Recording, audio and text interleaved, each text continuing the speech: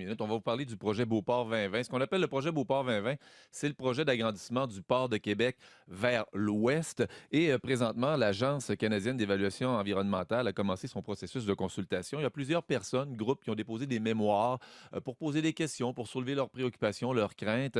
Et il en a été, on en a évoqué plusieurs cette semaine. Pour revenir sur certaines des préoccupations, mais surtout sur le processus, aussi mieux le comprendre, mon invité, Mario Girard, président directeur général du Port de Québec. Bonjour, Monsieur Girard. Bonjour, M. Bernatchez. Expliquez à nos auditeurs d'abord là, le processus de consultation que mène l'Agence canadienne d'évaluation environnementale avec les mémoires qui ont été déposées jusqu'à présent. C'est-à-dire que là, les gens avaient jusqu'au 9 septembre là, pour déposer des mémoires suite à une table des matières. C'est-à-dire, il y a la table des matières. Premièrement, là, que l'Agence canadienne environnementale a déposé ce qu'elle appelle ses lignes directrices, c'est-à-dire les lignes sur lesquelles va porter l'évaluation du projet. Alors, les gens avaient jusqu'au 9 septembre pour donner des commentaires sur les lignes directrices, qui constituent la première étape là, publique de consultation de l'Agence. Et la deuxième étape, c'est que les gens peuvent déposer des mémoires. Les premiers mémoires, c'est sur des commentaires sur les lignes directrices, qui a été fait jusqu'au 9 septembre. Par la suite, les gens ont encore une période là, de plusieurs jours pour donner leurs mémoires, leurs commentaires, ce qui est la deuxième étape publique. Et par la suite, il va y avoir une troisième étape publique qui va être, lorsque le rapport va être déposé, le rapport de l'agence, les gens vont pouvoir encore une fois commenter le rapport. Est-ce que c'est assez général ce qu'on a vu dans les mémoires jusqu'à présent? Par exemple, on évoque ce matin le mémoire déposé par la Ville de Québec, préoccupée par le citoyen local. Donc, de façon générale, demande à l'agence, dans son évaluation, qu'on tienne compte des gens qui habitent très proches. Là. Il y a des critiques qui ont été faites par Démocratie Québec et Nature Québec, des préoccupations, appelons-les comme ça, ou des critiques en tout cas, sur le projet d'agrandissement, sur les problèmes de poussière qu'on craint parce qu'on en a déjà eu aussi. Est-ce que ça reste assez général dans ce qui est présenté jusqu'à présent? C'est-à-dire que nous, on n'a pas accès à ça dans une première étape. Là. Je vous rappelle que le processus mené par l'agence, c'est un processus indépendant. Alors, les mémoires, tout ce qui a été déposé directement à l'agence. Alors, nous, évidemment, on en lit certaines brèves parce que ça sort un peu comme ça à gauche et à droite. Là.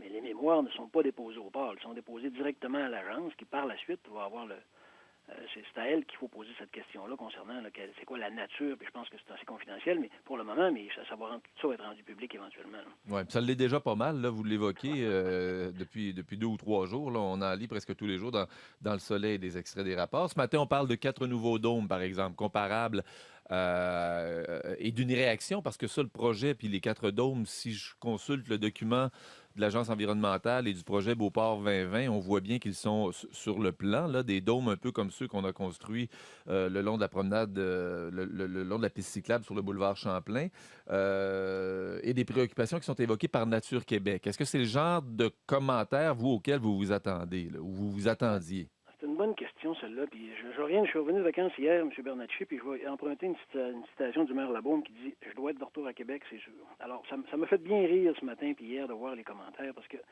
et ça, c'est sans doute une stratégie utilisée par certains groupes pour essayer de faire peur un peu, parce que ça n'a pas de bon sens ce qui est écrit un matin, c'est complètement ridicule. Et même, je questionne Mme Morin, la journaliste qui a écrit cet article-là, sur ses motivations là-dessus, ça n'a pas de bon sens, parce qu'elle était là lorsqu'on a dit que ce qu'on montrait comme photo, c'était des simulations et ça n'avait rien à voir avec ce que ça pourrait éventuellement devenir. C'est-à-dire, c'est des simulations de choses qu'on fait déjà.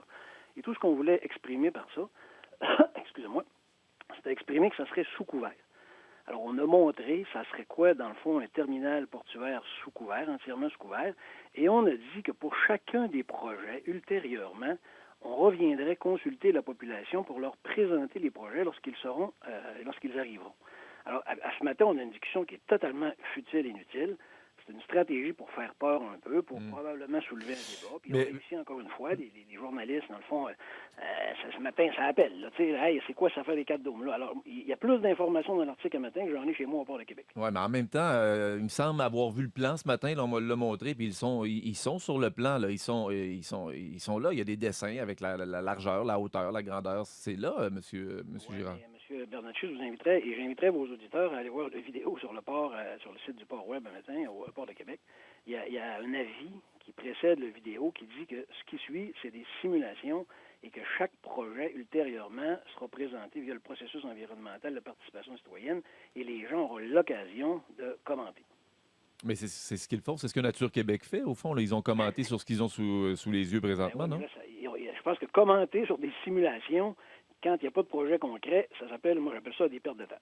Donc, on commente sur quoi si tout est, si tout est un projet? Ben, le projet numéro un, ce qu'on présente, dans le fond, c'est le quai avec l'arrière-quai. Donc, c'est l'extension du port de Québec. Puis je pense qu'on a été assez ouvert là-dessus et transparent, comme je l'ai toujours annoncé en disant qu'on communiquerait avec la population. Pour chacun des projets subséquents, on a présenté un processus environnemental de participation citoyenne qui est très élaboré, qui est une première au Canada, qui va plus loin que tout ce que font les autres organisations qui sont un peu dans notre domaine. Et on va présenter chacun des projets subséquents à la population pour avoir leurs commentaires. Bon, sur la participation citoyenne et les préoccupations citoyennes, parce que vous savez que c'est un peu aussi un enjeu électoral. Là, il y a le député de Beauport-Limoilou qui a déposé un mémoire lui aussi. Il y a des résidents du quartier qui sont inquiets depuis longtemps aussi, qui le sont. Là, vous me dites qu'on élargit, puis on a un projet de participation citoyenne dans le processus qui est plus élaboré que ce qu'on fait partout ailleurs. Est-ce que dans le projet et dans le développement, dans ce qui est sur la table présentement, dans le projet même de Beauport 2020, il y a déjà cette préoccupation sur la proximité des quartiers résidentiels et cette espèce de cohabitation qui n'est pas toujours facile entre des activités industrielles et la vie d'un résident dans un quartier. Ben, c'est sûr que ça s'exprime très clairement par le premier engagement qu'on a pris, M. Bernatchez. On a dit que tout ce qui serait fait sur ce terminal-là serait fait entièrement sous couvert. Puisque c'est pas facile, là. Il y en a qui disent, dans ce cas-là, vous devriez recouvrir tout ce qui se fait actuellement. Écoutez, ça se fait pas, ça. Là. On peut pas mettre des centaines et des centaines de millions pour couvrir tout ce qui est là actuellement. Ce qu'on a fait, c'est qu'on a mis en place des mesures de mitigation pour ce qui est là actuellement, plusieurs dizaines de millions, vous le savez. Ça fonctionne très, très bien de ce côté-là. Et ce qu'on a dit, on est allé encore plus loin. Pour l'extension, ce qu'on va faire, c'est qu'on va faire entièrement la manutention sous couvert. Alors ça, c'est un engagement assez formel. Là. Oui, C'est cher, ça. oui. Alors ça, c'en est une préoccupation citoyenne assez importante. Là. Ouais. Ben, ça fonctionne très, très bien. Est-ce que vous avez des relevés bien précis là-dessus? Parce qu'il y a des gens qui se préoccupent encore là, des poussières ou des résidus là, qui peuvent se retrouver tout près de chez eux. Ben, écoutez, nous là, de notre côté, on fait notre travail. On a mis en place des mesures de mitigation, je le rappelle, au-delà de 30 millions pratiquement. Là, donc, c'est beaucoup d'argent pour des mesures de mitigation qui fonctionnent très bien. Nous, on a des lectures, des indicateurs qui nous démontrent que les mesures fonctionnent très bien. Donc, je pense que ça devrait être... éventuellement, on va pouvoir exprimer ces choses-là, ces données-là à la population bientôt. On a dit qu'on allait le faire, on va le faire. Je maintiens cet engagement-là. Les mesures fonctionnent très bien. Maintenant, j'ai envie de dire quelque chose. Est-ce que c'est vraiment, puis là, encore une fois, je ne veux pas banaliser la poussière du port. On a mis en place des mesures pour atténuer ça, pour qu'il y en ait le moins possible ou qu'il y en ait sous des normes acceptables. Maintenant, est-ce que c'est correct de dire que toute la poussière qui est dans la ville ou qui est dans Limoilou, qui est dans le périmètre, on associe systématiquement poussière à port? Et je vous inviterai peut-être à sonder les auditeurs pour leur demander si ceux qui sont pas mal loin du port, là, il y en a aussi de la poussière quand même. Il faut faire attention avant de dire que 100% de la poussière qui est dans le secteur, ce que veulent faire croire certaines personnes. Je pense pas ce qui a été dit, M. Girard. Là. Il y a des relevés précis qui ont été faits sur la nature de la poussière avec le lien sur les activités portuaires. Là. Ben, c'est-à-dire que là, si vous avez des études qui démontrent le lien directement, je ne suis pas en train de vous dire qu'il n'y en a pas. Là, ouais. Je veux répéter ça. Là, je ne banalise pas ce qui peut venir du port de Québec. On a mis en place des mesures de mitigation pour contrôler ça. Ce que je veux dire, c'est qu'il faut juste faire attention de ne pas associer poussière et port à 100%. C'est juste ça que je veux dire. D'accord. Un dernier mot sur l'Agence canadienne d'évaluation environnementale et le processus, M. Girard. Est-ce que le port de Québec est tenu et sera tenu de respecter les conclusions de l'Agence canadienne si jamais dans les projets sur la table ou dans la façon de faire, il y a des ajustements qui sont proposés ou imposés par l'Agence qui limiteraient en fait et qui encadreraient différemment la façon dont le port s'y prendra pour agrandir? Oui, je vous rappelle qu'en passant, on s'est soumis volontairement à ce processus-là. On n'était pas tenu de s'y soumettre. Donc, on s'est soumis volontairement parce qu'on a très confiance en notre projet, aux études environnementales qui ont été menées depuis 3 ans maintenant, 3-4 ans.